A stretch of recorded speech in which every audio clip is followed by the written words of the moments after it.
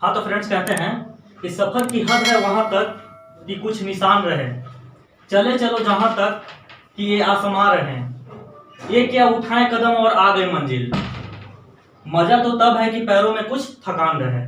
आइए इसी मोटिवेशन के साथ रोज की तरह आज भी आपका स्वागत है फोकस ऑन करियर क्लासेस में। आज हम लोग मैथ का सेट नंबर 37 करेंगे। इस क्वेश्चन का पीडीएफ जो है इसी वीडियो के डिस्क्रिप्शन बॉक्स में एक लिंक दिया गया है, आप वहां से जाकर के डाउनलोड कर सकते हैं। और हमारा एक टेलीग्राम पर एक चैनल बनाया हुआ है फोकस ऑन करियर क्लासेस के नाम से, आप जाकर के वहां से ज्वाइन कर सकते हैं। और अभी से लेकर के जितना भी सेट हुआ है वहां पे टोटल सेट आपको एक साथ मिल जाएंगे और बनाने की कोशिश कर सकते हैं आप। ठीक है, चलिए आज देखते हैं हम लोग पहला क्वेश्चन।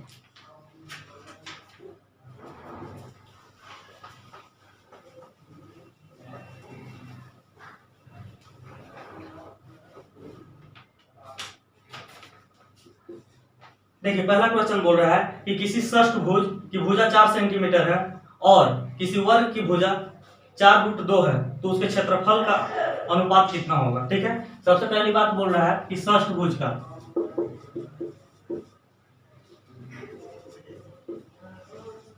जो भुजा है वो दिया हुआ है 4 सेंटीमीटर दिया हुआ है। ठीक है, और एक वर्ग का भुजा जो दिया हुआ है वो दिया हुआ है 4√2 सेंटीमीटर। ठीक है, तो सबसे पहले क्या करेंगे कि षष्ठभुज का क्षेत्रफल क्या होता है। तो षष्ठभुज का क्षेत्रफल जो होता है वो होता है 6 है, तो इसमें भुजा की संख्या कितना होगा 6 हो जाएगा। तो हम इसमें लिख सकते हैं क्षेत्रफल बराबर 6 गुना √3/4 इंटू भुजा स्क्वायर। तो भुजा कितना है 4 है, तो क्या लिख सकते हैं यहाँ पे भुजा स्क्वायर लिख दे रहे हैं। यहाँ से लिख देंगे हम 6 गुना √3/4 गुना भुजा स्क्वायर 4 चौके 16, 4 से 4 बार में काट देंगे। ठीक है, यानी कि आ जाएगा 6 चौके 24√3 जो आ गया वो हमारा क्या आ गया षष्ठभुज का क्या आ गया क्षेत्रफल आ गया। लेकिन अगर वर्ग का क्षेत्रफल की बात करें तो यहाँ पर लिख सकते हैं हम भुजा स्क्वायर। तो भुजा कितना है 4√2, तो 4√2 गुना 4√2 करेंगे तो क्या हो जाएगा 4 चौके 16 और √2 गुना करेंगे तो क्या हो जाएगा 2, यानी कि 16 दूना 32 हो जाएगा। ठीक है, यहाँ से इसका क्षेत्रफल इतना आ गया और इसका क्षेत्रफल इतना आ गया, दोनों का अनुपात बोल रहा है। तो अनुपात बराबर लिख सकते हैं 24√3 अनुपात 32। यहाँ से लिखेंगे 8 3 के 24 और 8 चौके 32, यानी कि हम लिख सकते हैं कि 3√3 अनुपात 4 जो हो जाएगा यही हमारा क्या हो जाएगा अनुपात हो जाएगा, जो कि पहला का ऑप्शन जो हो जाएगा वो हो जाएगा सी। चलिए क्वेश्चन नंबर 2 देखिए।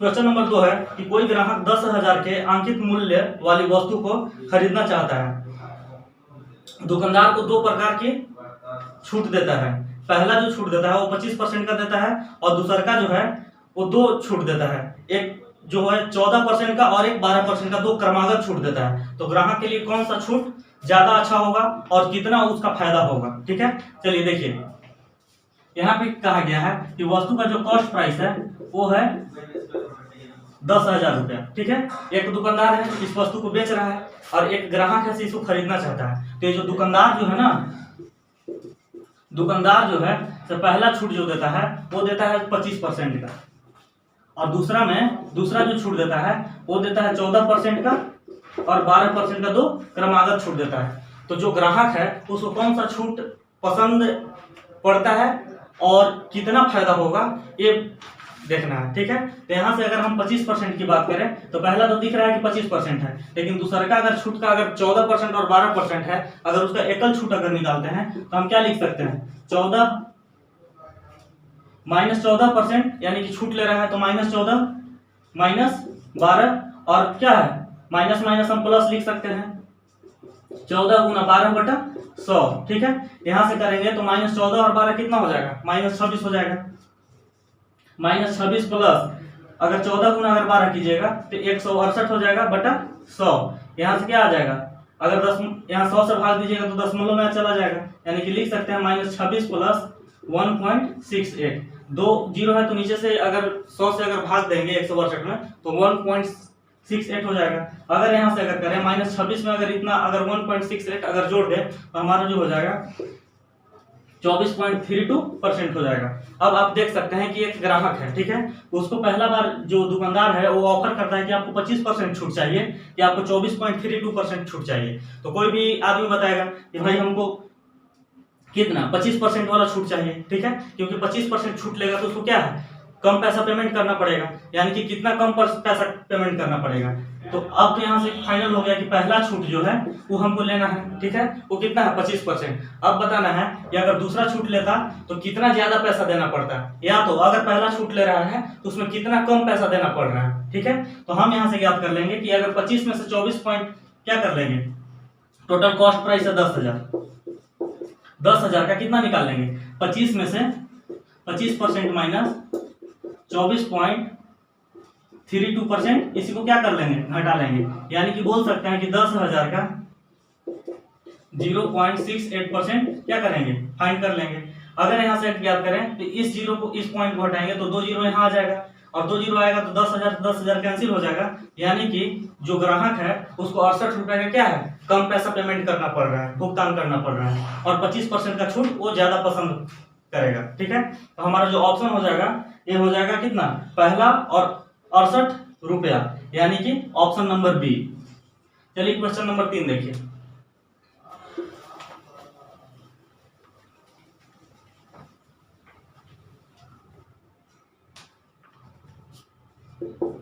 क्वेश्चन नंबर 3 कह रहा है कि अभिनव और रेखा की मासिक आय का जो अनुपात है वो 6:5 है, जबकि उनके मासिक व्यय का अनुपात है 9:8 है।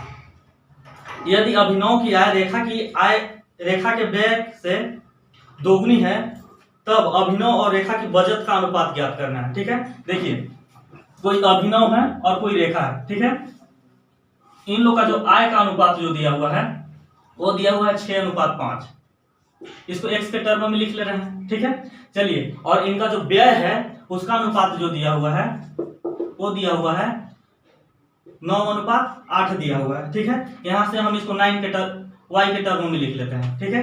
तो अब बोल रहा है कि जो अभिनव का जो आय है से रेखा के व्यय का कितना है दोगुना है, ठीक है। तो हम यहां से लिख सकते हैं कि अभिनव का आय कितना है 6x है बराबर 8y कब होगा, यानी कि क्वेश्चन के अकॉर्डिंग कह रहा है कि जो अभिनव का जो आय है वो रेखा के व्यय का दोगुना है, तो इसमें दोगुना कब हो जाएगा 2 से मल्टीप्लाई कर देंगे। तो यहां से हम लिख सकते हैं 6x बराबर 16y, यानी कि हम लिख सकते हैं कि x और y का जो अनुपात आ जाएगा तो कितना आ जाएगा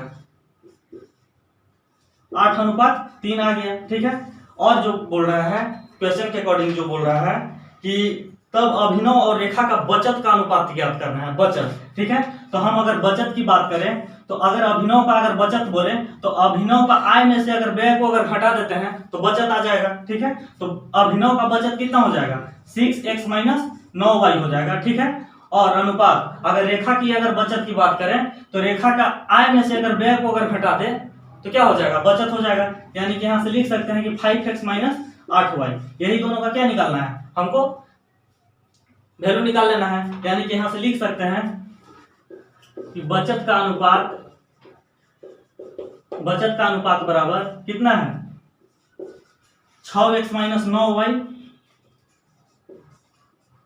और यहां जो है वो दिया हुआ 5x माइनस 8y। चलिए x का वैल्यू आपको पता है कितना है 8 है और y का वैल्यू 3 है, तो चलिए x का वैल्यू अगर पुट करेंगे 8 करेंगे तो 8 6 कितना हो जाएगा 48 हो जाएगा, ठीक है। और यहाँ अगर y का वैल्यू अगर 3 पुट करेंगे तो 9 कितना हो जाएगा 27 हो जाएगा, ठीक है। अगर यहाँ से करें तो x का वैल्यू 8 तो 8 × 40 माइनस 8 3 कितना हो जाएगा 24 हो जाएगा, ठीक है। अगर यहाँ से अगर ज्ञात करें तो 48 में से अगर 27 घटा देते हैं तो कितना हो जाएगा 48 में से 27 घटाएंगे तो 1 2 21 हो जाएगा, ठीक है। अगर 40 में से अगर 24 घटाएंगे तो कितना हो जाएगा 16, यानी कि बोल सकते हैं कि अभिनव और रेखा का जो बचत का अनुपात हो जाएगा वो हो जाएगा 21:16, जो कि तीसरा का ऑप्शन नंबर जो हो जाएगा वो हो जाएगा हमारे ए, ठीक है। चलिए क्वेश्चन नंबर 4 देखिए।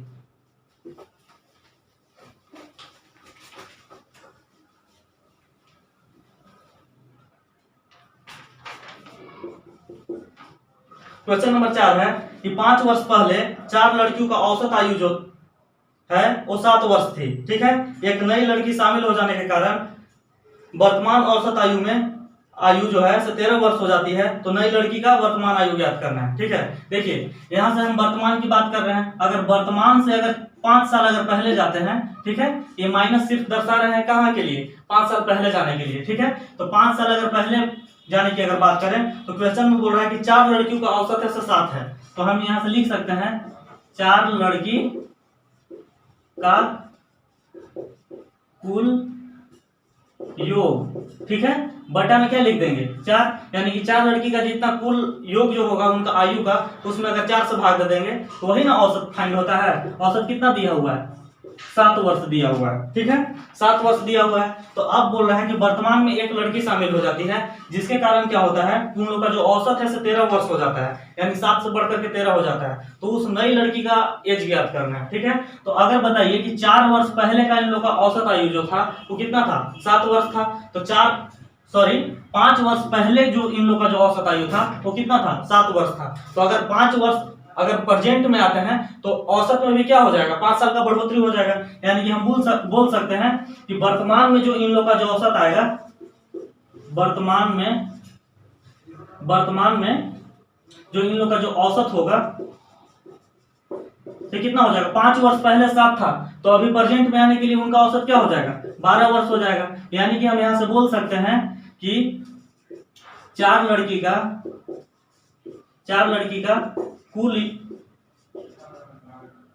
आयु क्या हो जाएगा, हम बट्टा 4 किए थे तो 4 से क्या करेंगे, मल्टीप्लाई कर देंगे, तो कितना हो जाएगा, 48 वर्ष इन लोग का कुल एज हो जाएगा। ठीक है, लेकिन जो अब बोल रहा है कि एक लड़की और शामिल हो जाती है, इसके वजह से इन लोग का जो औसत आयु था उसमें कितना 13 हो जा रहा है। ठीक है, तो हम बोल सकते हैं कि 5 लड़की का कुल आयु बटा कितना, 5 बराबर 13। ठीक है, तो इन लोगों का जो कुल आयु जो हो जाएगा तो क्या हो जाएगा, कुल आयु जो हो जाएगा 5 लड़की का कितना हो जाएगा, 13 बचे 65 हो जाएगा। ठीक है, अब देखिए 5 लड़की का जो वर्तमान में कुल आयु जो है 65 वर्ष है और 4 लड़की का जो कुल आयु है 48 वर्ष है। तो एक लड़की का ज्ञात कर लेंगे, तो 65 में से क्या करेंगे, इस 48 को हम घटा देंगे, तो यहाँ से कितना हो जाएगा, 17 वर्ष जो हो जाएगा वो हमारी जो नई लड़की आई उसका आयु हो जाएगा। ठीक है, जो कि 4 का ऑप्शन नंबर 4 का जो ऑप्शन नंबर हो जाएगा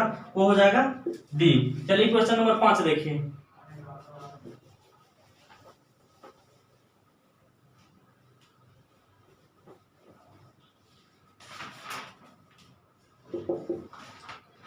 पांच नंबर क्वेश्चन है कि 900 रुपया की धनराशि एक निश्चित साधारण ब्याज की दर पर 4 वर्ष में 1134 हो जाती है, तो यदि ब्याज की दर में 3% की वृद्धि की जाती है तो 900 की राशि 4 वर्ष में कितनी हो जाएगी। ठीक है, देखिए 900 रुपया क्या दिया हुआ है, प्रिंसिपल दिया हुआ है 900 रुपया। ठीक है, और टाइम जो दिया हुआ है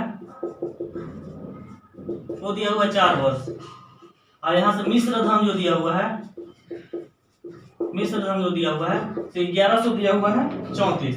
ठीक है, तो अब बोल रहा है कि इसका जो रेट है, रेट में कितना परसेंट का वृद्धि हो रहा है, 3% का वृद्धि हो रहा है। ठीक है, और ये जो टोटल बात कहा गया है वो साधारण ब्याज का बात कहा गया है, साधारण ब्याज के हिसाब से बात कहा जा रहा है। ठीक है, तो अब बताइए कि 900 रुपया का जो मूलधन था उस पर 4 वर्ष के लिए कोई रेट रहा होगा, और उस रेट से क्या है कि मिश्र धन जो हो जाता है 4 साल में कुल राशि बढ़ करके जो हो जाता है वो 1134 रुपया हो जाता है। तो अगर इसका रेट में अगर 3% अगर बढ़ा दें तो इसका जो मिश्र धन है वो कितना हो जाएगा। ठीक है, तो देखिए 1 साल में कितना बढ़ रहा है, 3%। हम बोल सकते हैं यहाँ कि 1 वर्ष में 3% का क्या हो रहा है, बढ़ोतरी हो रहा है। तो बताइए कि 4 साल में कितना हो जाएगा, तो 4 वर्ष में 4 गुना क्या लिख देंगे 3%, यानी कि 4 वर्ष में जो है 12% का क्या हो रहा है, वृद्धि हो रहा है उसका रुपया में। तो 12% का वृद्धि हो रहा है, तो कितना रुपया था पहले से, तो पहले से 900 रुपया था, यानी कि मूलधन 900 रुपया था, और उसी 900 रुपया का 12% क्या हो रहा है, बढ़ोतरी हो रहा है। तो हम 900 का 12% अगर निकाल लेते हैं तो कितना हो जाएगा 108 रुपया, यानी कि 108 रुपया जो है से क्या हो रहा है, वृद्धि हो रहा है। क्यों वृद्धि हो रहा है? क्योंकि प्रत्येक वर्ष 3% का वृद्धि हो रहा है। ठीक है, तो यहाँ से पहले का जो मिश्र धन था वो 1134 था और अब जाकर के 108 रुपया वृद्धि हो रहा है, तो टोटल कितना हो जाएगा मिश्र धन? तो 8 4 12 के 2 और 3 1 4 और कितना 1242, यानी कि पहले से 1134 था, 3% की वृद्धि होने के कारण रेट में अब उसका जो मिश्र धन है वो 1242 रुपया हो जा रहा है। ठीक है, जो कि 5 का ऑप्शन नंबर जो हो जाएगा वो हमारा बी हो जाएगा। चलिए क्वेश्चन नंबर 6 देखिए।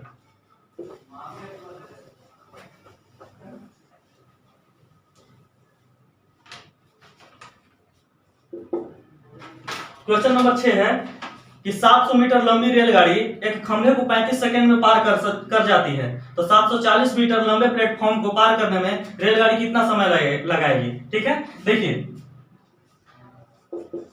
ट्रेन का जो लेंथ है वो कितना है? 700 मीटर दिया हुआ है। ठीक है, और जो इसमें दिया हुआ है टाइम वो दिया हुआ है 35 सेकेंड। ठीक है, तो इसका स्पीड हम लोग याद कर लेंगे। ठीक है, तो स्पीड बराबर लिख सकते हैं कि ट्रेन का लंबाई कितना है? 700 बटा 35। ठीक है, तो 35 गुना 70 यानी कि बोल सकते हैं कि 20 मीटर पर सेकंड के हिसाब से ये जो ट्रेन थी से बढ़ रही थी। ठीक है, अब बोल रहा है क्वेश्चन में कि 740 मीटर लंबा प्लेटफॉर्म को कितना समय पार करेगी। तो चलिए देखते हैं। तो लंबा प्लेटफॉर्म को जब पार कराना है तो सबसे पहले क्या करेंगे? इस ट्रेन का लेंथ को जोड़ेंगे कितना? किसके साथ? प्लेटफॉर्म की लंबाई के साथ। तो कितना है? 740 और बटा में क्या करेंगे? स्पीड से हम डिवाइड कर देंगे। ठीक है, तो टाइम निकल जाएगा। तो चलिए स्पीड कितना है? 20 है। 700 और 740 के अगर ऐड करें तो कितना हो जाएगा? 1440 बटा क्या करेंगे? 20 करेंगे, 0 से 0 कट जाएगा। अगर यहां से करें तो कितना हो जाएगा? 72 सेकंड में क्या है? उस प्लेटफॉर्म को पार कर जाएगी। 72 सेकंड बोले तो 72 सेकंड को अगर मिनट में चेंज करेंगे तो 1 मिनट बराबर 60 सेकंड होता है। तो बोल सकते हैं कि 60 सेकंड बराबर 1 मिनट, तो 1 मिनट 12 सेकंड क्या लगेगा? उस प्लेटफॉर्म को पार करने में लगेगा। तो हमारा जो आंसर जो आ जाएगा वो आ जाएगा 1 मिनट 12 सेकेंड। यही हमारा आंसर हो जाएगा, जो कि 6 का ऑप्शन नंबर जो हो जाएगा वो हो जाएगा सी। चलिए क्वेश्चन नंबर 7 देखिए।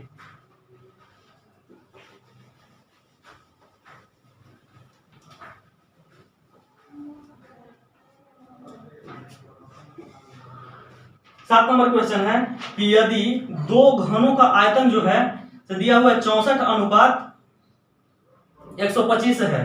ठीक है, तो उनके संपूर्ण क्षेत्रफल का अनुपात क्या हो जाएगा? ठीक है, दो घन दिया हुआ है, उसका आयतन का अनुपात दिया हुआ है। तो ठीक है, घन का आयतन जो आप जानते हैं क्या होता है? भुजा क्यूब होता है। घन देखिए क्या होता है? जिसका चारों भुजा जो है आपस में क्या होता है? बराबर होता है। घन ऐसा होता है। इस घन का जो आयतन बोलेंगे तो क्या है? एक घन का आयतन अगर बात करें तो भुजा क्यूब होता है।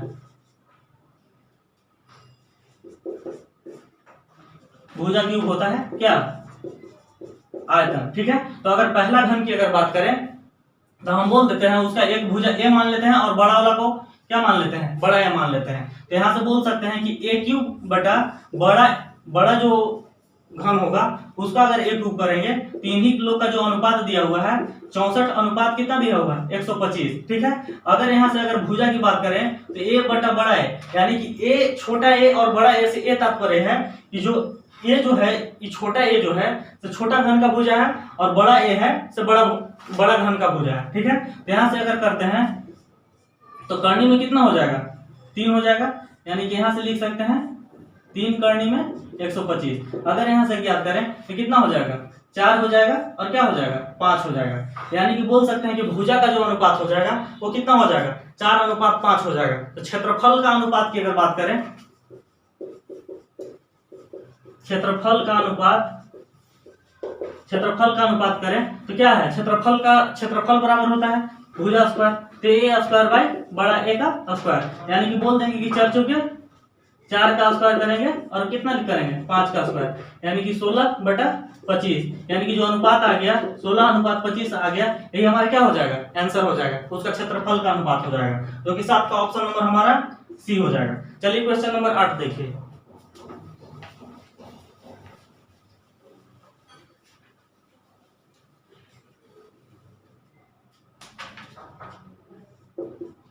क्वेश्चन नंबर 8 है कि एक थैले में 2 रुपया, 1 रुपया और 50 पैसा के सिक्कों का जो अनुपात है 3:4:5 है। ठीक है, यदि थैले में कुल धन जो है 250 रुपया है तो बताइए कि 1 रुपया के सिक्कों की संख्या बताना है। ठीक है, देखिए यहाँ जो रुपया का जो अनुपात दिया हुआ है, ध्यान दीजिएगा, दिया हुआ है 2 रुपए,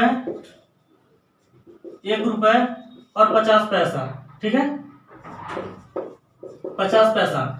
अब सिक्का की अनुपात की अगर बात करें, सिक्का के संख्या का अनुपात की अगर बात करें तो दिया हुआ है 3:4 और दिया हुआ है कितना, 5 दिया हुआ है। ठीक है, और टोटल जो कुल मूल्य जो दिया हुआ है, टोटल रुपया यानी कि कुल मूल्य वो दिया हुआ है कितना, वो दिया हुआ है 250 रुपया। चलिए यहां से देखिएगा, ये रुपया का है 2 रुपया, 1 रुपया 50 पैसा, और ये जो सिक्का का अनुपात है, तो कुल धन की अगर बात करें तो बताइए कि अगर 2 रुपया का अगर सिक्का अगर 3 को रहेगा तो कितना होगा, 6 रुपए हो जाएंगे। ठीक है, प्लस अगर 1 रुपया का सिक्का अगर 4 को रहेगा तो कितना हो जाएगा, 4 रुपया हो जाएगा। ठीक है, अगर 50 पैसा का सिक्का अगर 5 रुपया होगा, 5 को होगा तो कितना हो जाएगा, 2.5 रुपया हो जाएगा। यानी कि यहां से बोल सकते हैं हम कि 6 4 10 2 12, यानी कि 12.5 का जो वैल्यू है। अगर यहां से अगर बात करें x के टर्म में, अगर इसको हम अगर लिख देते हैं तो हम यहां से लिख सकते हैं कि 12.5 x का जो वैल्यू टोटल जो दिया हुआ है वो कितना, 250 रुपया दिया हुआ है। तो यहां से जो x का जो वैल्यू आ गया वो हमारा कितना आ गया, 20 आ जाएगा। यानी x का वैल्यू जब 20 आ जाएगा तो अब क्वेश्चन में पूछता है कि 1 रुपया के सिक्कों की संख्या बताना है। तो 1 रुपया के सिक्कों का संख्या का अनुपात कितना है, 4x है, तो 4 गुना क्या लिख देंगे, 20, यानी कि 80 जो हो जाएगा वो 1 रुपया सिक्कों का अनुपात हो जाएगा, 1 रुपया के सिक्कों का संख्या हो जाएगा। और अगर 2 रुपया की अगर बात करें तो कितना हो जाएगा, 20 दिया 60 सिक्का हो जाएगा 2 रुपया वाला। अगर 50 पैसा वाला अगर बात करें तो 100 सिक्का जो 100 को जो सिक्का हो जाएगा वो क्या हो जाएगा, 50 पैसा वाला सिक्का हो जाएगा। तो क्वेश्चन में पूछा है कि 1 रुपया वाला सिक्कों की संख्या बताना है, तो 80 हमारा आंसर हो जाएगा। ठीक है, जो कि 8 का ऑप्शन नंबर हमारा डी हो जाएगा। चलिए क्वेश्चन नंबर 9 देखिए,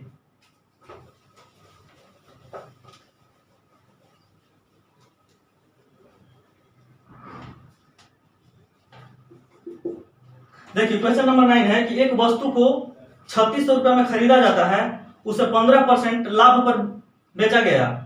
यदि वस्तु को 8% की छूट पर बेचा गया तो उस वस्तु का अंकित मूल्य कितना था। ठीक है, एक वस्तु का जो कॉस्ट प्राइस है वो कितना है, 3600 रुपए था। और कोई भी चीज का जो कॉस्ट प्राइस होता है अपने आप में कितना होता है, 100%। आपको बहुत बार हम बता चुके हैं। ठीक है, तो यहां से देखना है कि इस वस्तु को जो होता है तो कितना पर, 15% लाभ पर बेचा जाता है। चलिए देख लेते हैं कि अगर 3600 का अगर 15% लाभ पर बेचा जाता है तो 115/100 कर लेंगे। यहां से अगर इसको अगर करेंगे तो हमारा जो आ जाएगा कितना आ जाएगा, चलिए देखिए यहां से अगर 36 गुना अगर 5 करेंगे तो कितना हो जाएगा, 180। 180 की 0 हाथ में 18। ठीक है, अगर 36 इकाई 36 और 18 कितना होता है, 54 के 4 हाथ में 5, 36 इकाई 36 और 5 41। यानी कि बोल सकते हैं कि जब 15% लाभ पर इस वस्तु को बेचा गया 4140 रुपए में बेचा गया होगा। लेकिन जो ग्राहक खरीद रहा था इससे पहले क्या किया था, खरीदने से पहले कि 8% का लेस करवाया था। यानी कि ये जो 8% का जब लेस करवाया तो बताइए कि 8% का लेस करवाएगा, यानी कि क्या बोल सकते हैं कि 92% का जो वैल्यू हो गया वो कितना आ गया, 4140 हो गया। ठीक है, तो हम ये पूछ रहा है क्वेश्चन में कि अंकित मूल्य कितना था भाई, तो हम यहां से बोल सकते हैं कि 1% का जो वैल्यू हो जाएगा वो हो जाएगा कितना, 4140। ठीक है, और यही अगर 100% की अगर वैल्यू अगर निकाल लें तो क्या हो जाएगा, चलिए यहां से लिख सकते हैं कितना, 92 से डिवाइड करके 100 से मल्टीप्लाई कर देंगे। ठीक है, अगर इससे अगर यहां से अगर कट करें तो ये कटेगा 45 बार में, यानी कि जो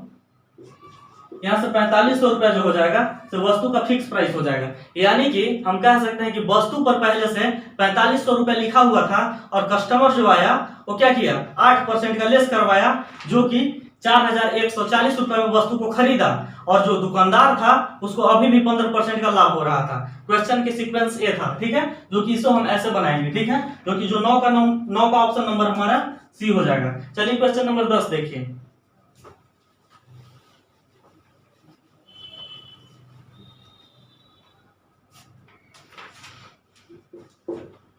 देखिए क्वेश्चन नंबर 10 है कि यदि समीकरण,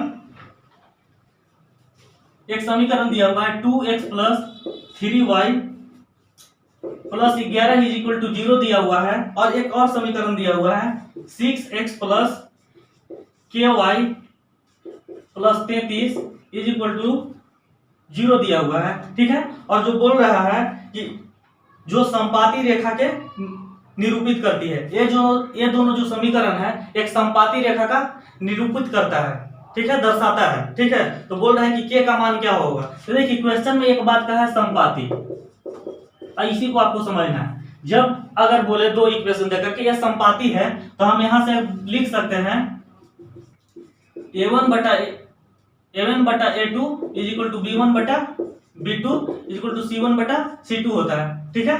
तो यहां से लिख सकते हैं, अगर a1 की बात करें तो a1 को हम यहां से 2 मान लेंगे, ठीक है। 2 बटा कितना 6 बराबर, यहां से अगर बात करें तो ऊपर में कितना है 3 है और नीचे में k है, ठीक है। तो 2 बटा 6 बराबर 3 बटा k हो जाएगा, चूंकि संपाती कह रहा था, ठीक है। तो अब यहां से हम क्या करेंगे, k का वैल्यू निकाल लेंगे। तो यहां से तिरछा अगर मल्टीप्लाई करेंगे तो 2 के बराबर कितना लिख देंगे 36 18, यानी कि k का जो वैल्यू आ जाएगा वो हमारे क्या आ जाएगा 9 आ जाएगा, ठीक है। जो कि 10 का ऑप्शन नंबर जो हो जाएगा हमारा बी हो जाएगा। चलिए क्वेश्चन नंबर 11 देखिए।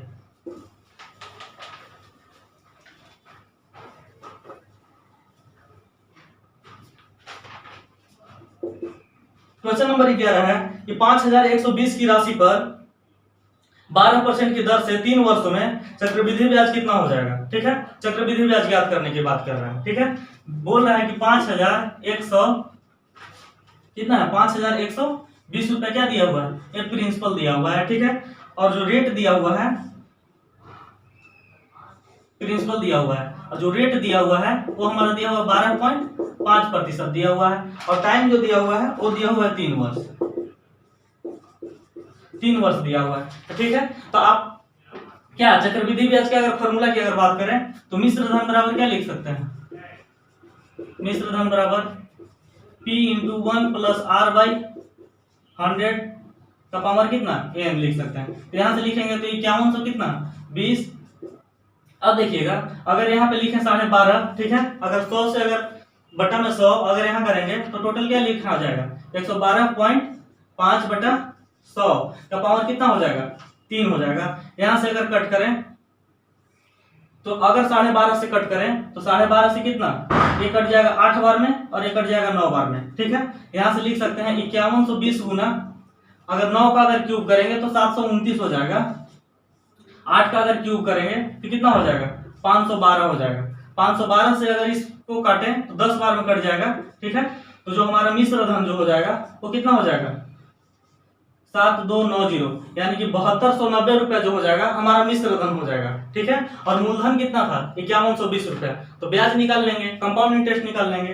तो कंपाउंड इंटरेस्ट बराबर मिश्र धन में से अगर मूलधन अगर घटा देते हैं तो हमारा ब्याज निकल जाएगा। तो हम यहाँ से बोल सकते हैं कि कंपाउंड इंटरेस्ट बराबर 7290 माइनस कितना 5120, 0 से 0 घट जाएगा, ठीक है।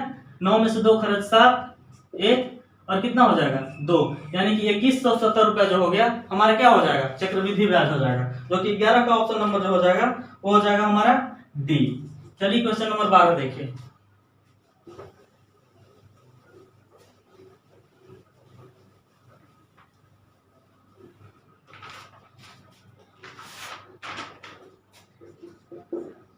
क्वेश्चन नंबर 12 बोल रहा है कि दिए गए समीकरण में x का मान ज्ञात कीजिए, ठीक है। दिया हुआ है 23 का स्क्वायर प्लस √x बराबर 625 दिया हुआ है, ठीक है। यहां से ज्ञात करना है। चलिए देखिए यहां से क्या कर सकते हैं कि इस 23 के स्क्वायर को अगर ले जाकर के अगर उधर घटा देंगे तो √x बराबर क्या लिख सकते हैं 625 माइनस 23 का अगर स्क्वायर करें तो कितना होता है, चलिए स्क्वायर कीजिए। 3 तिहाई 9, 3 दूना 6 दूना 12 के 2 हाथ में 1, 2 दूना 4 हुए 5, यानी कि 529, ठीक है। अगर यहां से अगर घटाते हैं तो हमारा जो आ जाएगा वो कितना आ जाएगा 96 आ जाएगा, यानी कि x बराबर क्या लिखेंगे 96 का स्क्वायर लिख देंगे, ठीक है।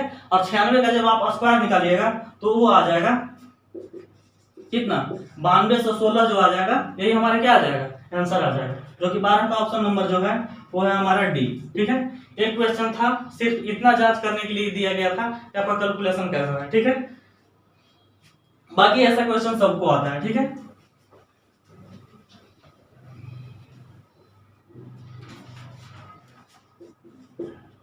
क्वेश्चन नंबर 13 देखिए, बोल रहा है कि एक बेलनाकार टंकी का जो धारिता है वो है 38,500 लीटर। यदि इसकी ऊंचाई 4 मीटर है तो इसका आधार का व्यास ज्ञात करना है। ठीक है, आपको पता है कि बेलन कैसा होता है, ऐसा होता है।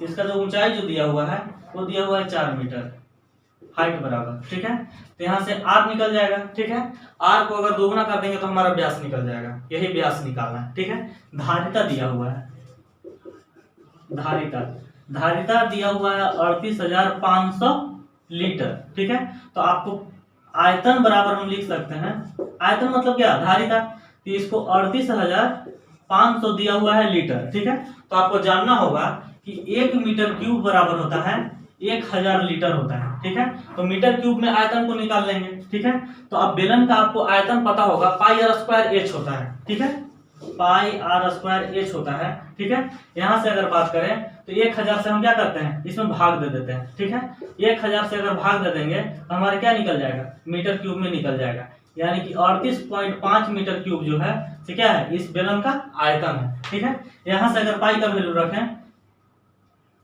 तो 22/7, आर कितना दिया हुआ है, आर नहीं पता है, आर स्क्वायर कर देते हैं। ऊंचाई की बात करें तो 4 है और यहाँ क्या है 38.5 दिया हुआ है। चलिए यहां से अगर बात करें तो आर स्क्वायर बराबर हम लिख सकते हैं क्या, 38.5 गुना 7/22 गुना 4। ठीक है, अगर यहां से करें तो 22 को अगर 5.5 से अगर भाग दे तो 4 बार में, और अगर इसको अगर 5.5 से भाग दें तो हमारा 7 बार में कट जाएगा। ठीक है, यानी कि लिख सकते हैं आर बराबर, डबल 7 है तो क्या हो जाएगा 1 7, और डबल 4 है तो 1 4, यानी कि बोल सकते हैं कि रेडियस जो हमारा निकल गया वो 7/4 निकल गया। तो व्यास बराबर 2r होता है, तो 2 गुना 7/4, यानी कि जो व्यास आ जाएगा 14/4 आ जाएगा, यानी कि 3.5 मीटर जो हो जाएगा से इस बेलन का क्या हो जाएगा, आयतन एथी हो जाएगा, व्यास हो जाएगा 3.5 मीटर। ठीक है, जो कि 13 का ऑप्शन नंबर जो हो जाएगा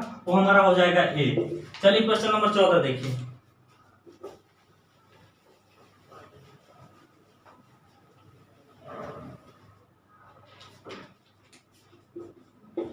क्वेश्चन नंबर 14 बोल रहा है कि रूट अंडर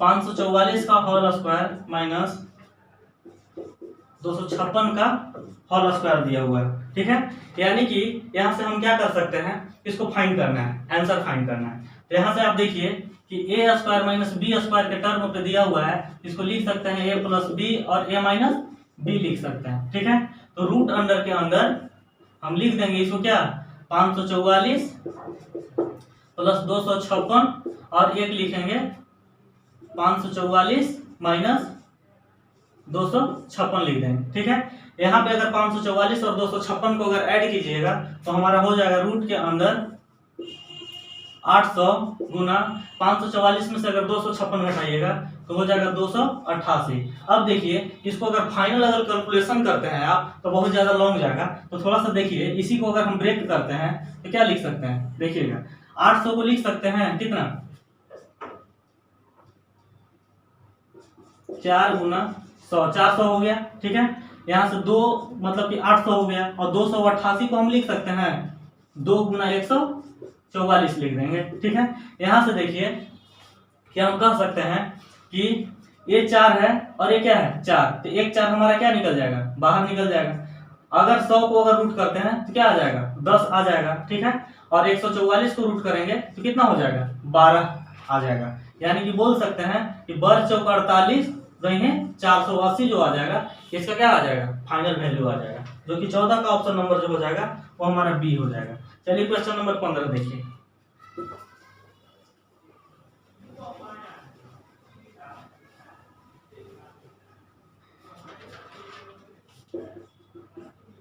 पंद्रह नंबर क्वेश्चन बोल रहा है कि एक मिश्रण में दूध और पानी का जो अनुपात है वो 8:3 है। यदि उसमें 3 लीटर पानी मिलाया जाता है तो दूध और पानी का अनुपात जो है सो 2:1 हो जाता है। तो प्रारंभिक मिश्रण में दूध और पानी की मात्रा ज्ञात करना है। ठीक है, देखिए एक मिश्रण दिया हुआ है तो दूध और पानी का जो अनुपात दिया हुआ है वो दिया हुआ है 8:3 दिया हुआ है। ठीक है, और जो बोल रहा है कि इसमें 3 लीटर पानी मिलाया जाता है, यानी बोल सकते हैं कि 3 लीटर पानी को क्या किया जाता है, मिला दिया जाता है। इससे क्या होता है कि इसका जो अनुपात है उसमें परिवर्तन होकर के हो जाता है 2:1 हो जाता है। ठीक है, तो अब बताना है कि प्रारंभिक में जो मिश्रण था उसमें दूध और पानी कितना लीटर था। ठीक है, क्वेश्चन को समझिएगा। देखिए इसमें इस रेशियो में क्या बोल रहा है कि 3 लीटर सिर्फ पानी मिलाया जा रहा है। तो अब बताइए कि 3 लीटर पानी मिलाया जा रहा है तो सिर्फ पानी के रेशियो में चेंज होना चाहिए था, लेकिन यहाँ दूध के भी रेशियो में चेंज, यहाँ यानी कि बोल सकते हैं कि दूध तो पहले जितना था उतना ही रहना चाहिए था। तो अब बताइए कि पहले का 8 यूनिट दूध था, अब कितना हो गया 2 यूनिट। तो इस 2 को हम क्या करेंगे 8 बनाएंगे। 8 बनाने के लिए क्या करेंगे, कम से कम हम 4 से मल्टीप्लाई कर देंगे। तो आज जो यहाँ से अगर नया जो रेशियो आएगा, पहले से कितना था 8:3 था, अब क्या हो जाएगा 4 से गुना करेंगे तो 4 दूना 8 अनुपात क्या हो जाएगा 4 हो जाएगा। अब देखिए क्या हो रहा है कि पहले जो मिश्रण था उसमें 8 यूनिट दूध था, लेकिन उसमें पानी मिला देने के कारण उसका जो अनुपात नया अनुपात हो जा रहा है वो 8:4, यानी कि पहले भी 8 यूनिट दूध था, अभी भी 8 यूनिट दूध हो रहा है।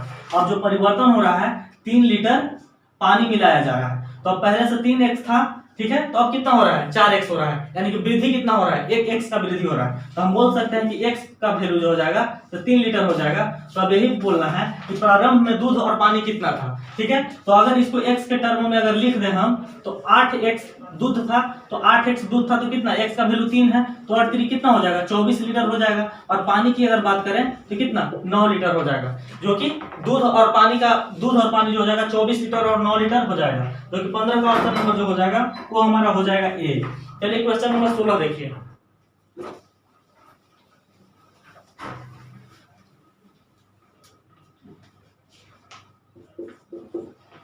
नंबर क्वेश्चन है कि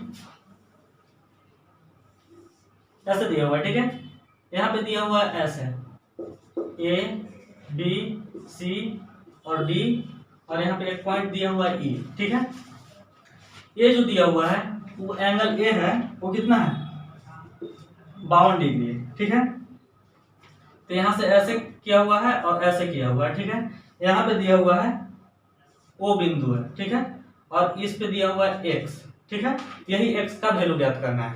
अगर क्वेश्चन को अगर पढ़ें तो क्वेश्चन में दिया हुआ है कि आकृति में BO और CO क्रमशः, देखिए BO और CO ये जो लाइन है वो क्या है कि एंगल DBC और बोल रहा है कि एंगल BCE दो कोण हो गया, एक कोण ये हो गया, एक कोण ये हो गया।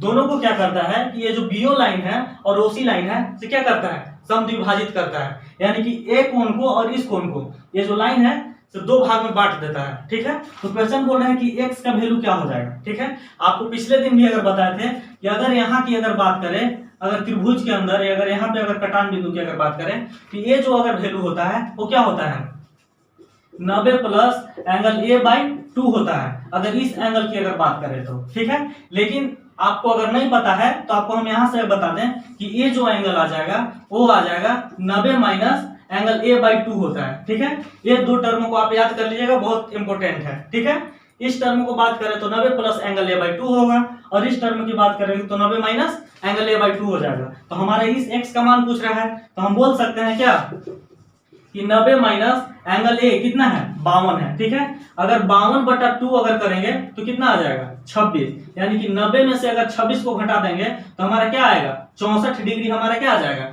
आंसर आ जाएगा, जो कि 16 का ऑप्शन नंबर जो हो जाएगा वो हमारा हो जाएगा ए हो जाएगा। चलिए क्वेश्चन नंबर 17 देखिए।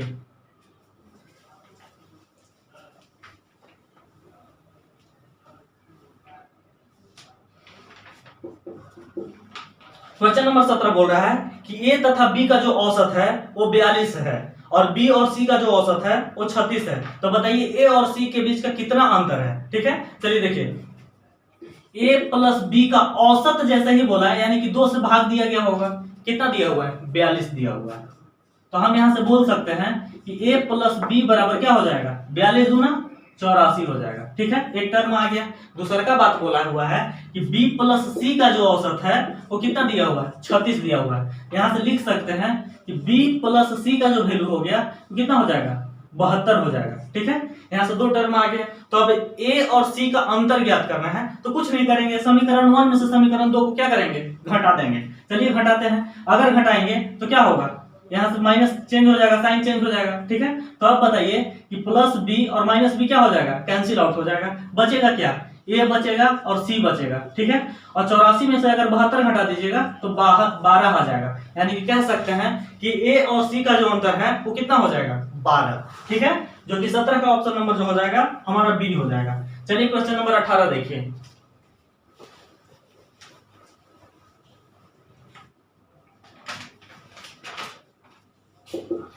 18 नंबर क्वेश्चन है, देखिएगा दिया हुआ है साइन स्क्वायर थीटा बटा tan square theta minus sine square theta बराबर 5 दिया हुआ है। ठीक है, तो बोल रहा है क्वेश्चन में कि cot स्क्वायर थीटा बराबर क्या हो जाएगा, cot स्क्वायर थीटा बराबर क्या हो जाएगा। चलिए यहाँ से देखते हैं हम क्या लिख सकते हैं। ऊपर टर्म को ऐसे लिखिए साइन स्क्वायर थीटा बटा tan स्क्वायर थीटा को क्या लिख सकते हैं, साइन स्क्वायर थीटा बटा cos स्क्वायर थीटा। ठीक है, तो लिखिए साइन स्क्वायर थीटा बटा cos square theta minus sine square theta. ठीक है, अगर यहां से अगर बात करें तो नीचे से हम क्या करेंगे, साइन स्क्वायर थीटा को कॉमन ले लेंगे। ठीक है, तो ऊपर में क्या है, साइन स्क्वायर थीटा बटा नीचे में लेते हैं साइन स्क्वायर थीटा को common, sine square theta common ले लिए तो बचेगा 1 बटा tan स्क्वायर थीटा माइनस 1 बच जाएगा। ठीक है, और अगर ज्यादा अगर फाइंड करें तो साइन से साइन स्क्वायर क्या हो जाएगा, कैंसिल हो जाएगा। तो बचेगा 1 बटा tan स्क्वायर थीटा को क्या लिख सकते हैं, सॉरी यहाँ पे cos स्क्वायर थीटा हो जाएगा। ठीक है, 1 बटा cos स्क्वायर थीटा को क्या लिख सकते हैं, sec स्क्वायर थीटा माइनस 1। ठीक है, अब अगर यहाँ से बात करें तो sec स्क्वायर थीटा माइनस 1 बराबर क्या होता है, tan स्क्वायर थीटा होता है। ठीक है, तो 1 बटा tan स्क्वायर थीटा बराबर यहाँ कितना था वैल्यू, 5 था। ठीक है, और अगर tan स्क्वायर थीटा को अगर ऑपोजिट करके अगर लिखते हैं तो क्या लिख देंगे, cot थीटा लिख देंगे। तो cot स्क्वायर थीटा बराबर क्या हो जाएगा, 5 हो जाएगा। तो हम यहाँ से लिख सकते हैं कि cot थीटा बराबर √5 हमारा क्या हो जाएगा, यही आंसर हो जाएगा, जो कि 18 का ऑप्शन नंबर जो हो जाएगा वो हो जाएगा ए। चलिए क्वेश्चन नंबर 19 देखिए।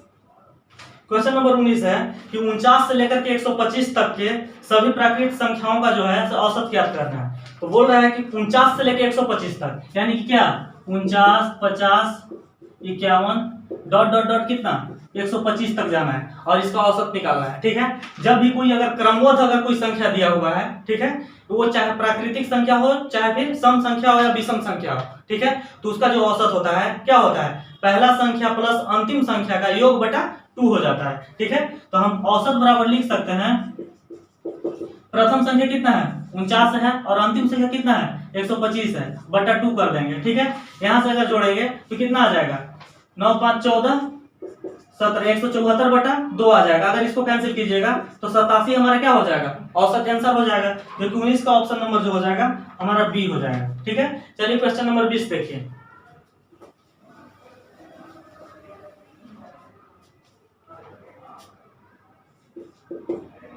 देखिए 20 नंबर क्वेश्चन है कि एक संख्या को पहले 40% बढ़ाया जाता है फिर उसको 30% बढ़ा दिया जाता है, तो कुल प्रतिशत कितना वृद्धि हुआ। ठीक है, चलिए इसको देखते हैं। मान लीजिए कि कोई संख्या 100 है, ठीक है, ध्यान से देखिएगा। ठीक है, पहली बात बोल रहा है कि इसको 40% बढ़ा दिया जा रहा है, यानी कि अगर 10% की बात करें तो 10 होगा, तो 40% कितना हो जाएगा 40, यानी कि जो 100 था वो बढ़ करके कितना हो गया 140 हो गया। अब इसको क्या कहा जा रहा है कि 30% पुनः बढ़ा दिया जा रहा है। ठीक है, तो अब 10% इसका 14 हो जाएगा, तो 30% अगर बढ़ा देंगे तो कितना हो जाएगा 14 दूना 28 चौथिया 42, यानी कि इसमें 42 बढ़ जाएगा, तो हम बोल देंगे कि 182 हो गया। ठीक है, तो अब देखिए कि अब बोल रहा है कि इसमें टोटल वृद्धि क्या हो गया है, टोटल वृद्धि इसमें क्या हो गया है, टोटल वृद्धि।